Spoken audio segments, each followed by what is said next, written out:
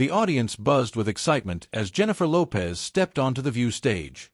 The lights glowed warmly, her heels clicking against the floor, hair perfectly styled, her cream blouse elegant but approachable.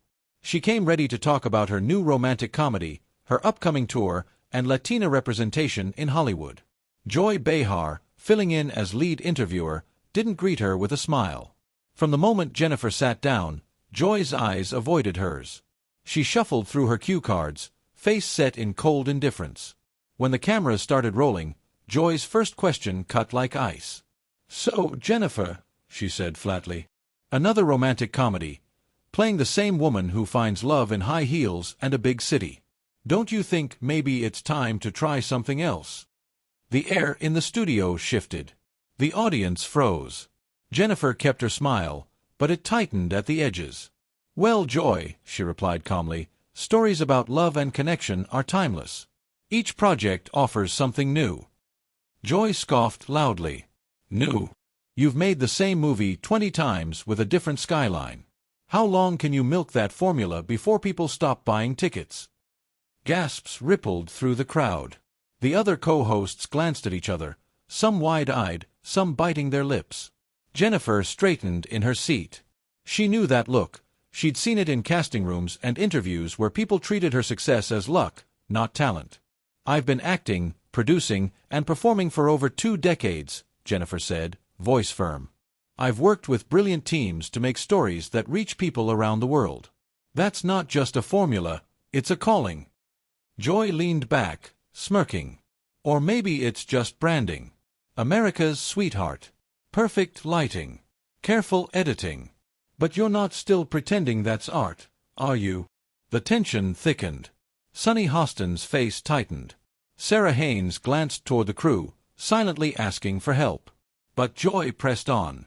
"When was the last time you actually challenged yourself? No glam. No love story. Just acting." Jennifer looked straight at her. "I'm here to talk about my work, not to defend my worth. I came in good faith, but this feels personal." Joy raised her eyebrows in mock surprise. "Oh no, honey. This is just what people are thinking. I'm just the one asking." The room went still. Jennifer placed her hands firmly on the table. "If snide remarks wrapped as questions pass for journalism now," she said evenly, "then we're all in trouble." Joy's eyes gleamed. She had gotten a reaction. But Jennifer wasn't backing down. She was just getting started. Joy leaned forward again. "Creative control? Is that what we're calling it? Sounds more like you figured out how to make money off mediocrity." Jennifer's brows rose slightly. The audience murmured.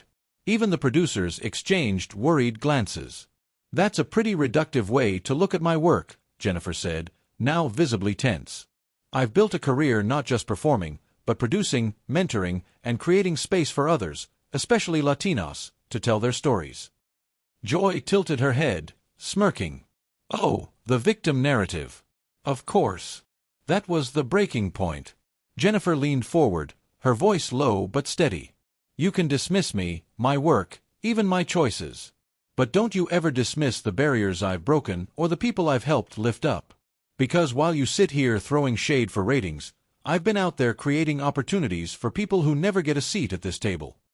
The audience erupted into applause. Some stood. The co-hosts exchanged shocked looks. Joy opened her mouth, but Jennifer continued before she could respond. "You don't have to like my movies. You don't have to like me. But I'm proud of my work, and I won't apologize for it. Not to you. Not to anyone." Jennifer pushed back her chair. She stood, towering over the table, and gave the audience a small, confident smile. "Thank you for having me," she said. And with that, she walked off stage, her heels clicking against the floor once more, the sound now louder, sharper, final. The audience cheered wildly, chanting her name as the cameras cut to commercial. Joy sat frozen, her smirk gone. For once, she had no comeback. The audience gave a soft oof when Joy Behar threw out the line about the Latina trailblazer fighting the odds from her multi-million-dollar estate. Jennifer's expression hardened instantly. She took a slow breath, but her voice stayed even. "That's not only dismissive, Joy, it's disrespectful. You can recognize someone's success without mocking their journey. I wasn't handed anything. I fought for every role I've ever had. I faced rejection, typecasting, and yes, racism. But I kept going, and I'm proud of that. Joy's smirk faded, but only slightly. Jennifer, she said sharply, you've had multiple marriages play out in the tabloids. You release statements through your publicists. You court attention and then complain when people pay attention. Isn't that a little contradictory? Jennifer's eyes narrowed. You're confusing a public image with reality. I don't call the paparazzi. I don't script my life. And frankly, you don't know anything about what happens when the cameras aren't rolling. Joy pounced. Maybe people would respect you more if we did know, because right now, all they see is a Hollywood brand, photo shoots, premieres, and another rom-com with the same plot and no real risk. Jennifer's voice dropped low, warning. I'm not here to be insulted under the guise of being questioned. That's not journalism. That's bullying. Joy leaned in closer. You know what I think? I think you're used to sitting in rooms where people fawn over you, where no one challenges you, where every interview is just a free commercial. And the moment someone asks you something real, you can't take it. Jennifer's voice rose slightly, her frustration showing. No, Joy. I can take tough questions. What I can't take is being disrespected. There's a difference. Joy fired back instantly. You want respect? Then earn it. Do something that matters. A wave of gasps went through the audience. Jennifer's jaw tightened, her clasped hands trembling slightly. Her voice came out tight but fierce. Let me tell you what matters. Putting women of color in lead roles matters. Producing films that would never be made without me, that matters. Starting charities, hiring hundreds of people, and showing the next generation they don't have to change who they are to succeed, that matters. Joy gave a bitter little laugh. Right. And releasing another wedding-themed movie is a revolutionary act. That was the breaking point. Jennifer's chair scraped loudly against the floor as she stood up. The sound was sharp, startling. Gasps filled the room. She didn't storm out, not yet, but her voice grew louder, stronger. You can disagree with me. You can critique my work. But you don't get to sit behind this desk and tear down everything I've built like it was handed to me. You don't get to weaponize my personal life, my ethnicity, or my career for shock value. And you don't get to pretend you're speaking for the people when all you're doing is projecting bitterness. Joy raised her hands in fake innocence. Oh, poor Jennifer Lopez. Rich, successful, glamorous, but still the victim. Jennifer's face flushed with anger, but it was no longer fragile. It was fire. She stepped closer to the table, her voice cutting through the room like glass. You know what's really sad, Joy? That with all your years of experience, this is what you choose to do with your platform. You could challenge with dignity. You could inspire. But instead, you choose to mock, tear down, and humiliate. Joy opened her mouth to respond, but Jennifer held up a hand. No. I'm not done. The entire studio went silent. You think this is journalism? It's cruelty. And I won't be part of it. She sat back down, her expression unreadable but her eyes still burning. The audience shifted uncomfortably. The tension was so thick it felt like the air might split. But Joy wasn't finished. Leaning forward again, she asked coldly, do you really think making another feel-good film is more important than bringing real issues to light? Or is it just easier to stick to glitter and gowns? Jennifer didn't flinch. You know what's easy, Joy?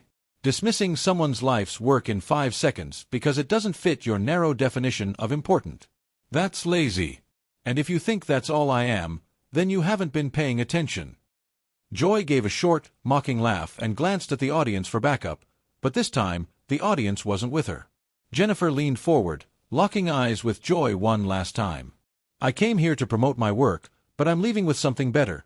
The chance to remind people watching at home that no one gets to define their worth but themselves. Not the tabloids. Not the critics. And definitely not this table. The crowd erupted in applause, loud, sustained, and clearly on Jennifer's side. She pushed her chair back, stood with her head high, and walked off stage.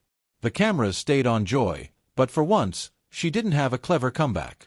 Jennifer Lopez had owned the moment, and left the studio buzzing.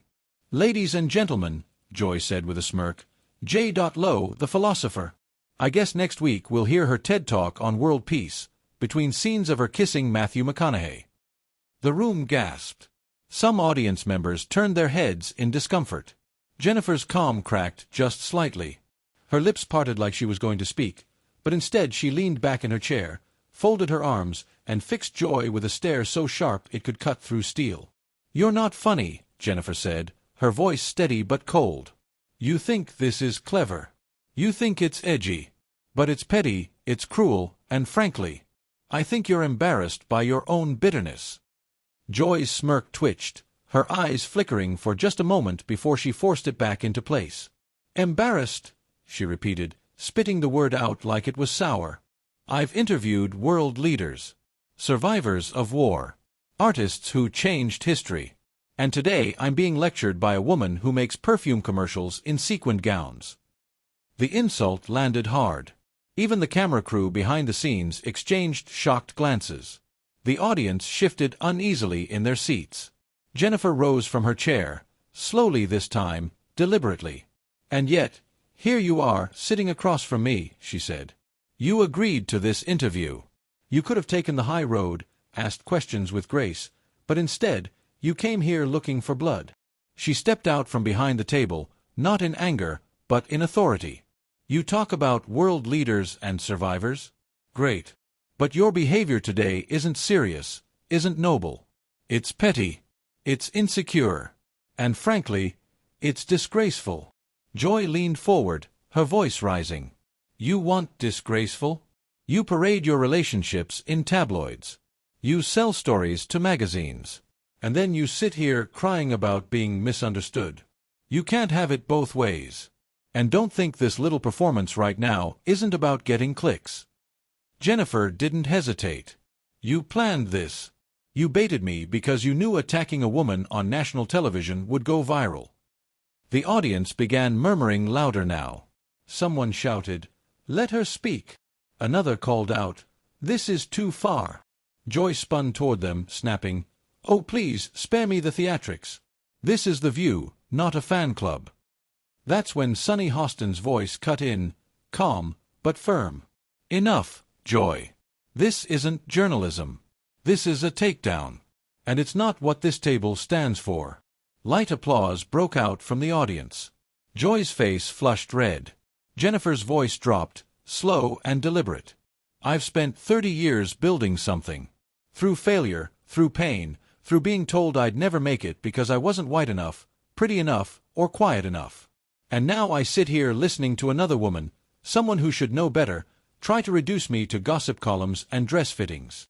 She turned to the camera, her voice trembling but unwavering. "To every young woman watching who's ever been belittled, told they were too much, too ambitious, too emotional, I want you to see this moment. Not because it's easy to stand up for yourself, but because it's necessary." Joy tried to cut in. "Jennifer, you're taking this way too personally." Jennifer's head snapped back toward her. "How else should I take it? You've insulted my work, my choices, my life, and you've done it while pretending you're just asking questions. Real questions come from curiosity, not contempt." The murmurs in the audience grew. Several people stood, some recording on their phones, others just frozen in shock. Jennifer stepped toward the edge of the stage. The lights hit her perfectly, making her presence even more commanding. Her eyes glistened, not with tears, but with steel. "This was never going to be a conversation, was it, Joy?" she said. "You didn't want to know me. You wanted to break me." She paused, voice softening into something dangerously calm. "But you forgot something. I don't break." The room was silent except for the faint hum of studio lights. Jennifer turned her back on Joy and began walking toward the exit. The echo of her heels against the studio floor was slow and deliberate, each step like a drumbeat. She was almost gone. Almost. Halfway to the backstage door, she stopped. The air felt thick, charged with anticipation. Slowly, she turned back around. Her chin was high, her posture unshakable. She wasn't just a celebrity in a bad interview anymore. She was a woman claiming the last word.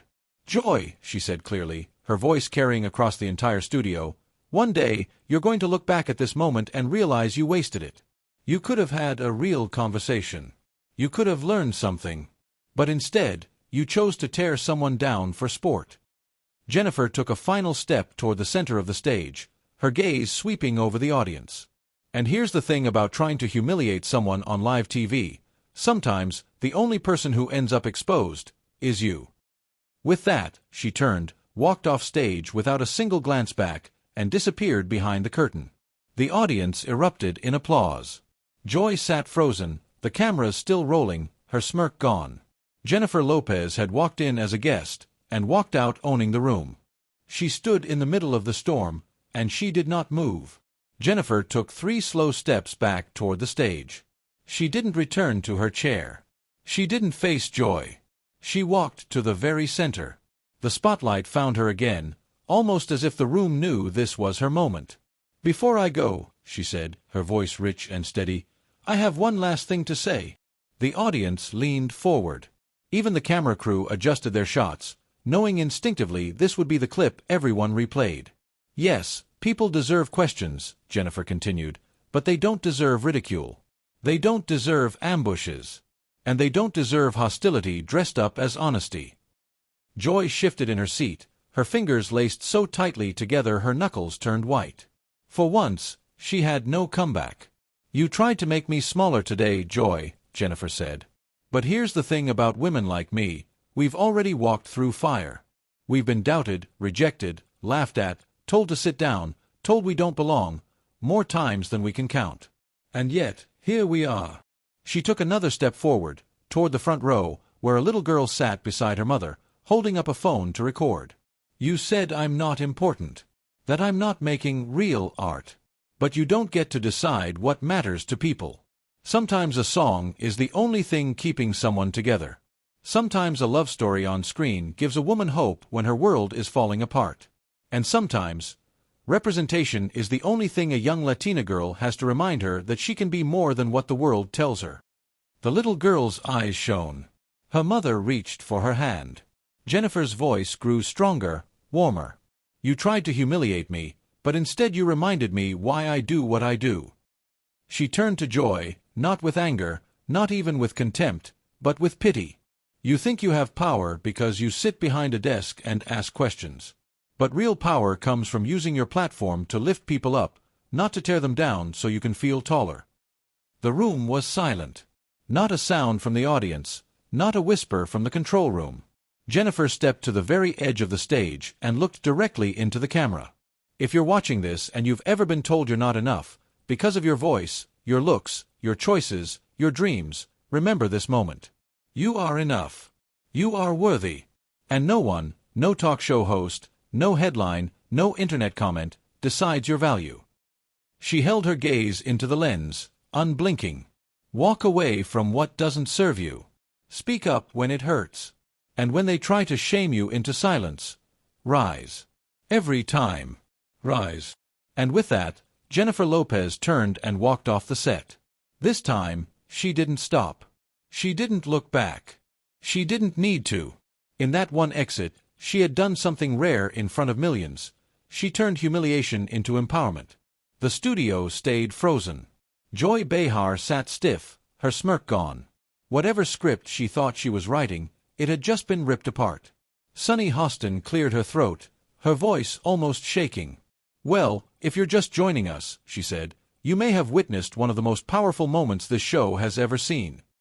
They cut to commercial. That night, the clip aired. Within hours, it spread across the internet.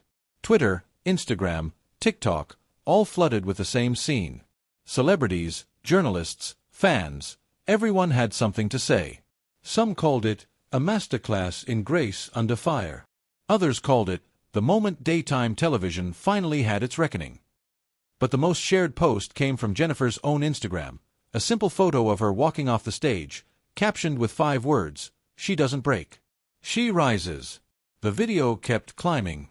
10 million views. Then 20. Then 50. People from around the world stitched the clip with their own stories of standing up for themselves. Teachers showed it in classrooms. Parents showed it to their daughters. Even some of Joy's critics, and her fans, admitted it was a lesson in the cost of cruelty. The next morning, Jennifer appeared on a radio interview. When asked if she regretted walking out, she smiled. "No," she said. "Because I didn't walk away from the conversation, I walked toward the truth." The interviewer asked her what she wanted people to take away from that day. She didn't hesitate. "That your worth isn't up for debate," she said. "Not on a stage. Not in a comment section. Not anywhere. And the moment you realize that, you win. Your turn. If you've ever been underestimated, mocked, or made to feel small, let this be your reminder. You don't owe anyone your silence. You don't owe anyone your dignity. And the next time someone tries to dim your light, take a deep breath, stand your ground, and rise. Share this with someone who needs to hear it today. Because sometimes, the most powerful thing you can do is walk away standing taller than when you came in.